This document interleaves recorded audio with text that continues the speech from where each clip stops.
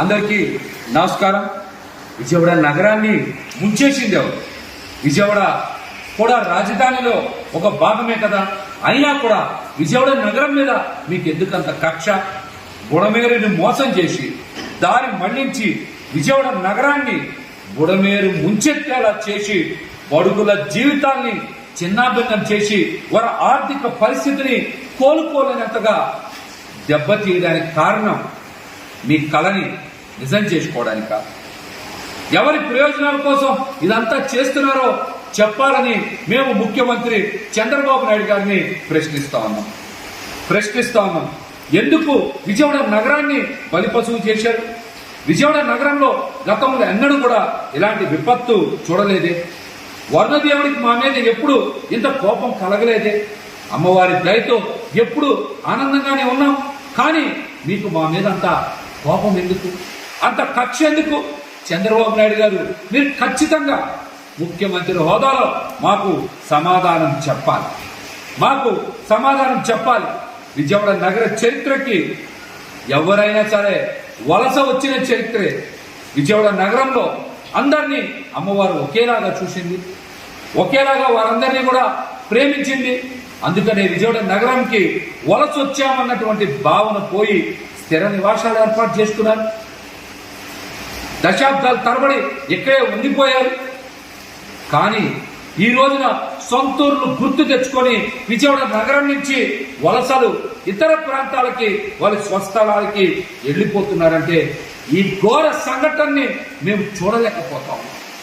మా బాధని వ్యక్తం చెయ్యలేకపోతా ఉన్నాం. ఎందుకు ఇంత దుర్మార్గం చేశారు?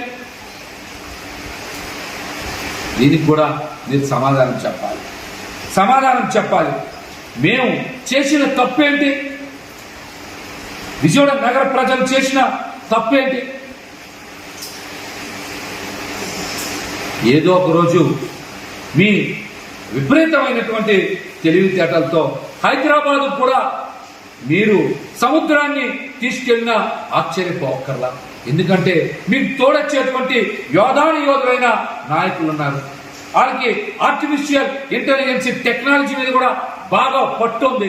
అట్లాంటి నాయకుల మద్దతు ఉన్న మీరు ఖచ్చితంగా ఏదో ఒక రోజు హైదరాబాద్కి సముద్రాన్ని కూడా ఖచ్చితంగా తీసుకెళ్లేటువంటి సమర్థత ఉందని నేనైతే అనుకుంటా ఉన్నా. విజయవాడ నగరంలో ముంపు గురవడానికి కూటమి ప్రభుత్వమే కారణమని, ఈ విపత్తుకి నిర్లక్ష్యమే కారణమని ఈ రోజున ఈనాడు పేపర్లో 14వ పేజీలో చాలా పెద్ద ఆర్టికల్ రాశారు. ఇది కూటమి ప్రభుత్వం సృష్టించిన నిశ్శబ్ద మారణ హోమమని అందులో రాయకనే రాశారు. బుడమేరుని కృష్ణమ్మలో కలవనీయకుండా అడ్డుపడింది ఎవరు? బుడమేరుని వచ్చిన వరదని పచ్చిన బంగాళాఖాతంలో కలవకుండా అడ్డుపడి బెజవాడని ముంచింది ఎవరు? ఈ ముంపు రాజకీయం ఎవరి కోసం, ఎవరి ప్రయోజనాల కోసం, ఎవరి లబ్ధి కోసం చేశారో చంద్రబాబు నాయుడు గారు ఖచ్చితంగా సమాధానం చెప్పాలి. ఏ వర్గానికి లబ్ధి చేకూర్చడం కోసం?